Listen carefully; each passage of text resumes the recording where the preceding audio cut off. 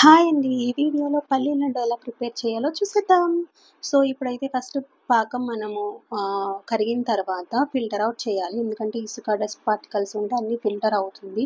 లేదు అంటే మనం లడ్డు తినడం అస్సలు కుదరదు. తినలేము. సో, నెక్స్ట్ ఫిల్టర్ ఔట్ చేసిన తర్వాత దాన్ని కాసేపు బాగా మరిగించండి.